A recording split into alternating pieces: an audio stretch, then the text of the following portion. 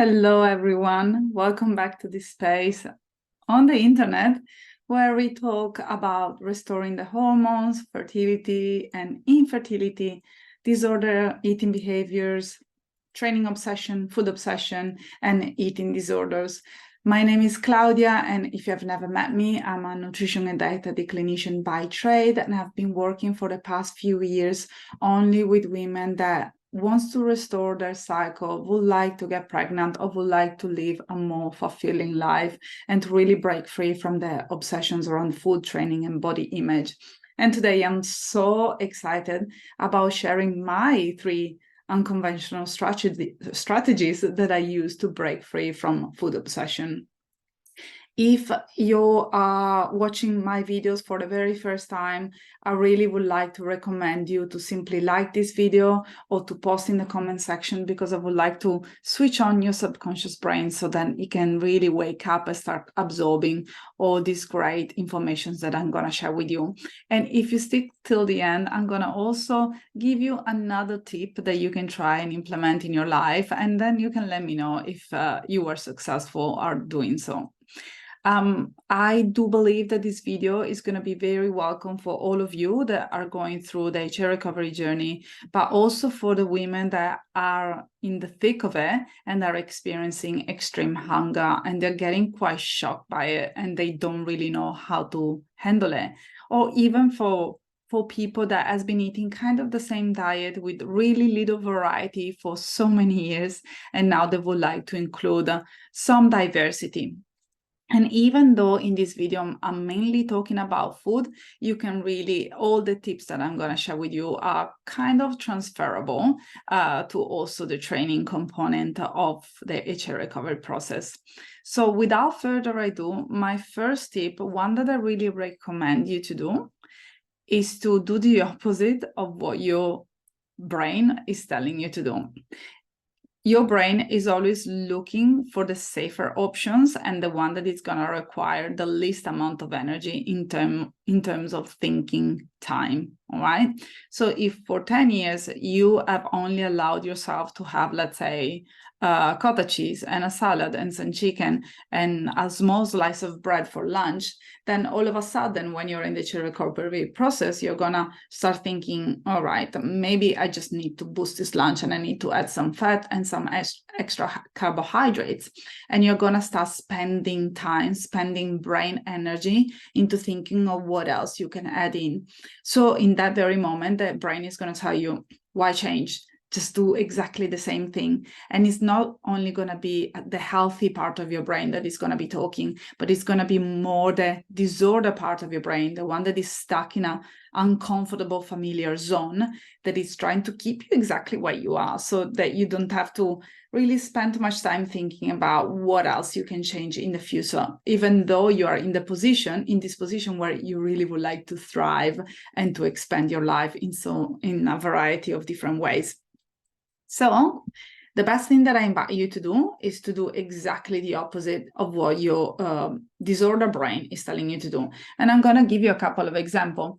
So one is the classic example that you're driving in the car on the way back from work and you're absolutely starved. You're so hungry. You can only think about dinner and you're planning all these beautiful things that you can order for dinner. And then all of a sudden you have this idea, oh, I'm going to make a pizza. I'm going to order a pizza, easy. And I'm going to order the pizza with the potatoes and the extra cheese, not tomato for tonight. And then by the time that you get back into your kitchen, you're like, well, I don't know which kind of pizza to get. Who am I going to call? But that means that I'm going to need to wait for another 20, 40 minutes. What if instead of having a pizza, make a slice of toast with a little bit of tomato and some cheese on top? That sounds delicious, and I'm going to save money doing so. But what about if instead of bread, I'm going to use just the corn thing, so I don't have to warm it up and I can have it straight away? And so you went from having the pizza with the potato, the melted cheese, and all those delicious ingredients that you definitely need in life, not only during the HA recovery process, but in general. And then you end up having some crackers or maybe some rice crackers with a little bit of tomato sauce. So the best thing to do in this situation is to basically tell your brain, just please be silent. I'm going to call for the pizza. I'm going to go and have a shower. I'm going to prepare my favorite movie. I'm going to call my mom, I'm going to call my friend in the meantime, and I'm going to wait for the pizza to arrive. Same thing when you have breakfast in the morning. Let's say that you're about to prepare your beautiful porridge, and then all of a sudden you're about to add in 1 teaspoon of peanut butter, and you think, oh, that peanut butter seems like a little bit too excessive. I mean, I've already been gaining a little bit of weight. I feel quite puffy. I'm not exercising as much. I don't need that extra teaspoon of peanut butter. So what I invite you to do, especially if you're in the beginning of the recovery process where the hunger is really high and you are second guessing all your choices, is to do exactly the opposite. Go for 2 teaspoons of peanut butter. I'm telling you, it's very hard in the beginning. Okay, but to me, it felt also very empowering. It was kind of flipping the bird to my eating disorder and letting the eating disorder know, letting the disorder part of my brain know that I was in charge. I was the one that was coming up with the options from now on. So in the very beginning, that's what I did. Every single time that I had a thought, this teaspoon of peanut butter or this teaspoon of butter or this tablespoon of avocado is too much for me, I would just double the dose. And then within a very shockingly short time frame, those thoughts went away simply because my brain thought, well, it's very counterintuitive to lose energy in giving Claudia this type of thoughts because she doesn't act on them. She actually do the opposite. So why are we bothering here? So the best tip that I can really invite you to implement into your daily life is to do exactly the opposite of what the disorder part of your brain is saying. And you would know which one is the disorder part and the healthy part. And you may be wondering, but Claudia, which one is which? Well, it's as simple as listening to the intuition, and also is as simple as listening to the fear.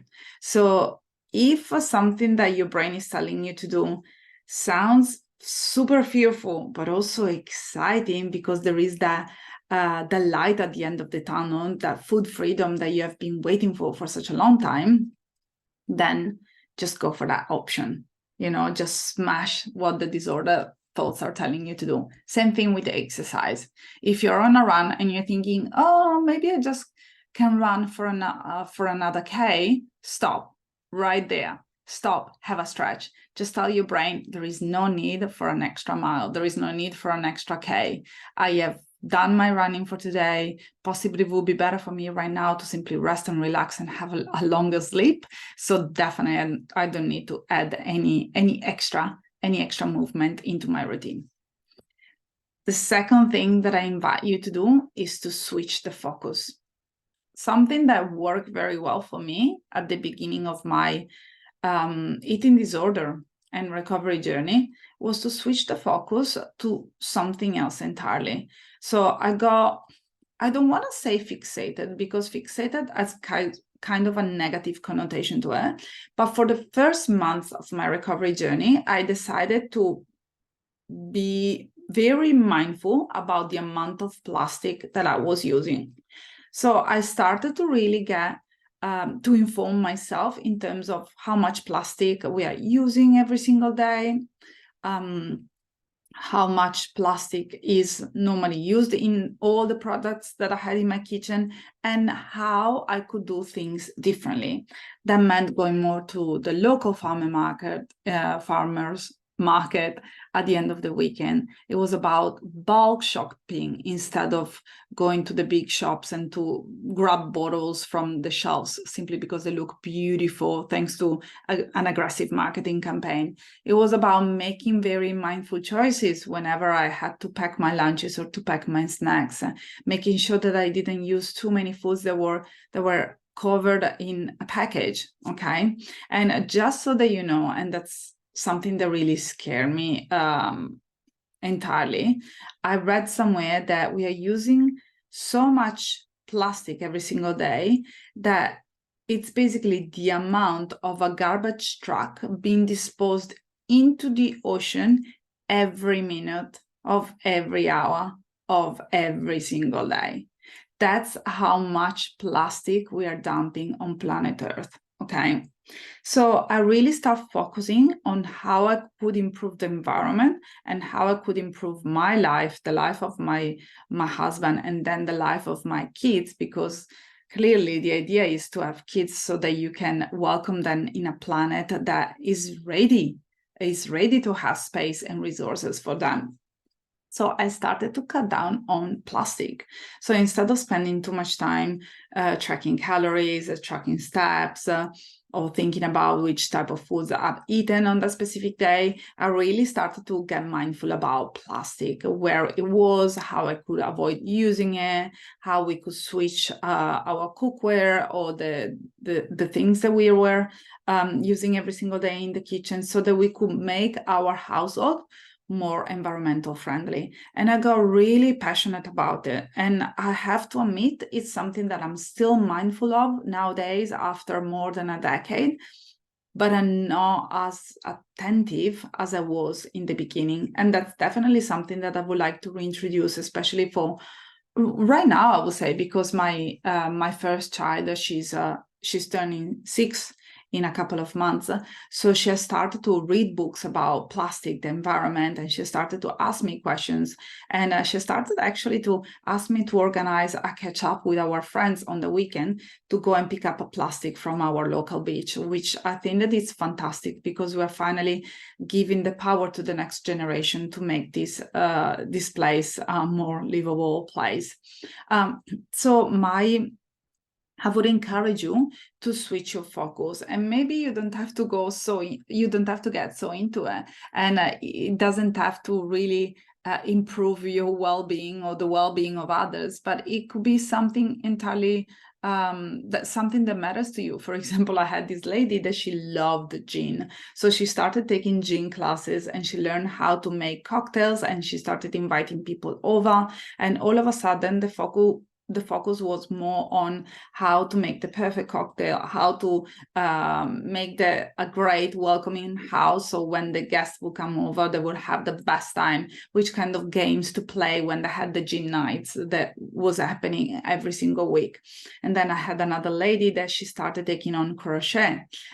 It's something that she had wanted to learn for the longest time, and finally she had the opportunity. Another lady, she started playing the guitar, and then she moved on and she became part of a little band, and they started playing on a weekend. So all of a sudden the focus was not so much into training and food, but there was brain capacity to do something else, like studying, traveling, learning a new language, meeting new people, doing engaging with the community, doing some volunteering.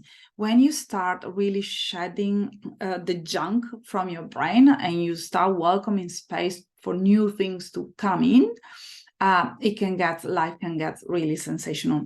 So step number one, or invitation number one, is to do the opposite of what your disorder brain is telling you to do.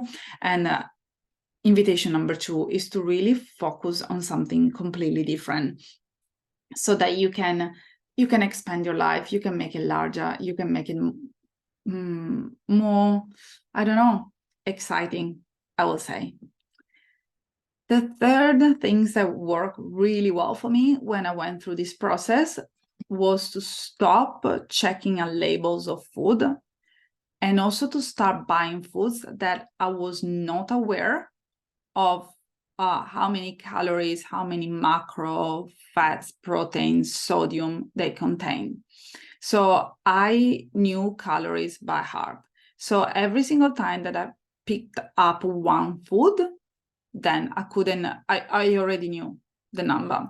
So I started to picking up foods that I had never seen before. And especially when I was going plastic free, I started to buy from places where you can buy in bulk. So there were like salted nuts or honey drizzled nuts. So I would buy big packets of those nuts, and I didn't know what they contain. I had no idea about the caloric number or the macros in one of those nuts.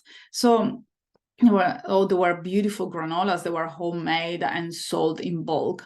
So it was all of a sudden completely pointless trying to sum up all the foods that I'd eaten on any given day, because everything was so confusing, so new, and my brain didn't have the resource to really know what I was introducing in my mouth. I started eating fruit like passion fruit. I still nowadays have no idea what's inside a passion fruit.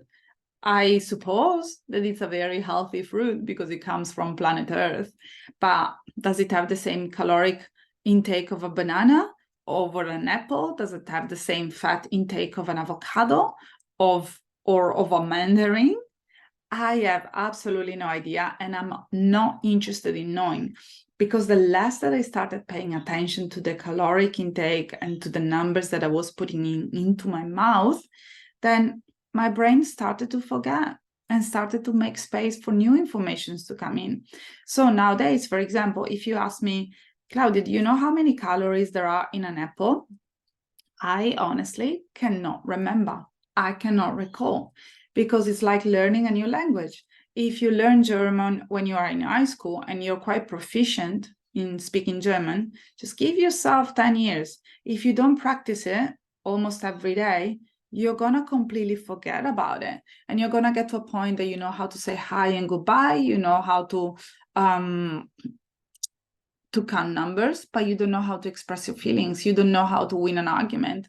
And it's the same story for me when it comes to numbers, the calories, steps counts.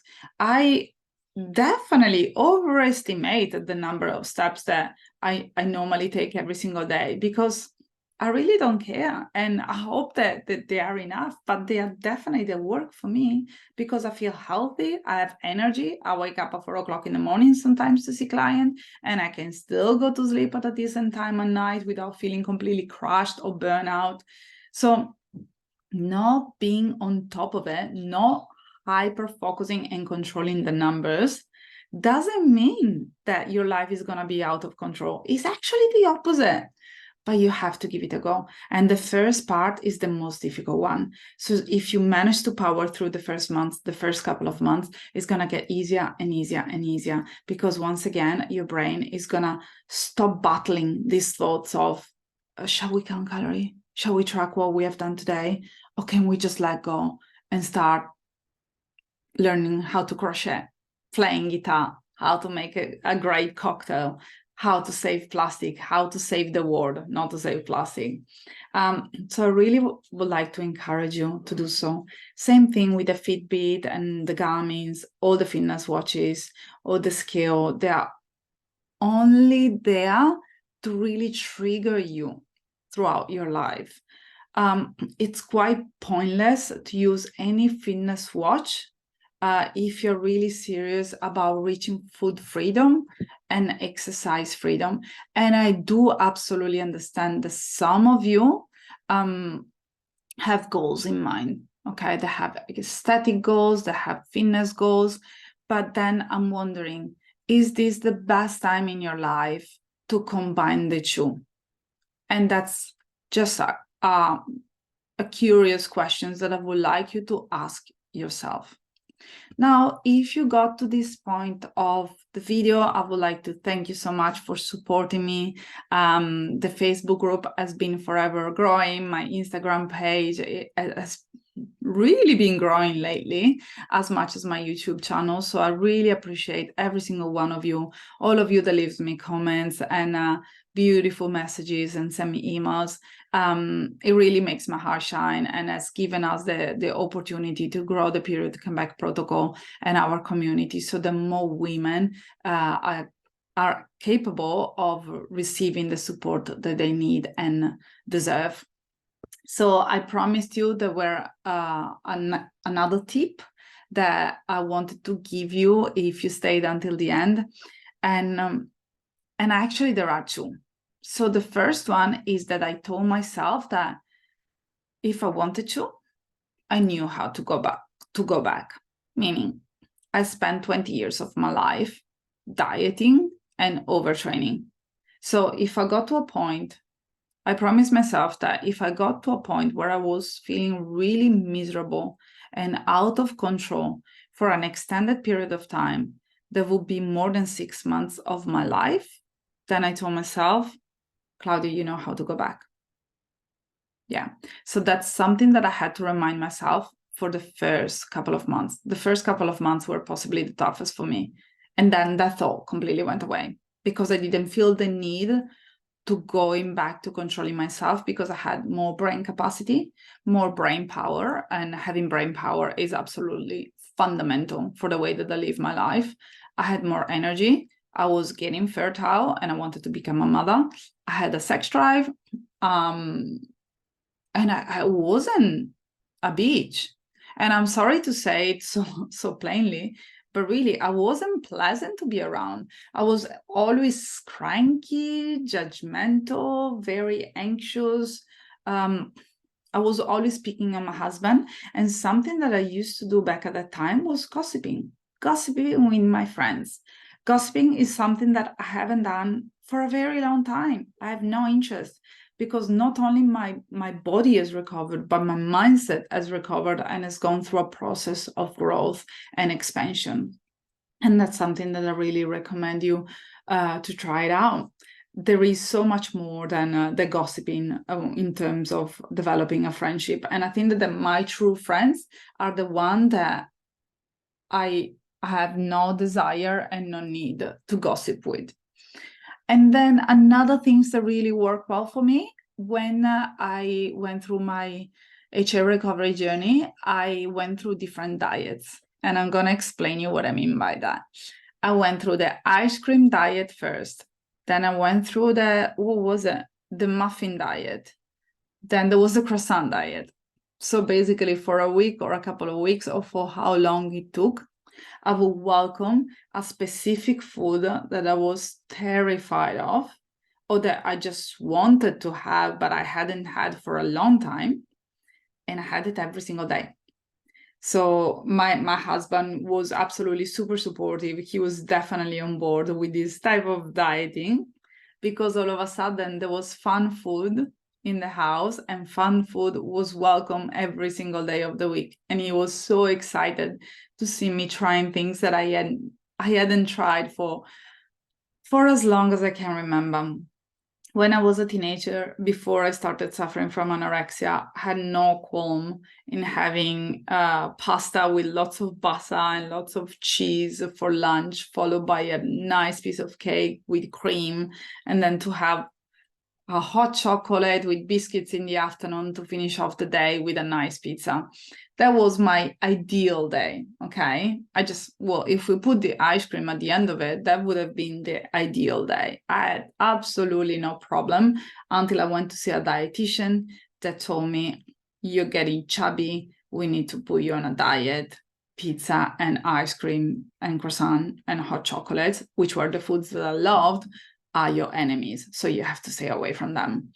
That triggered a kind of a lifelong relationship with an eating disorder. And only recently, only in the past few years, I have managed to call myself recovered because food doesn't bother me any longer.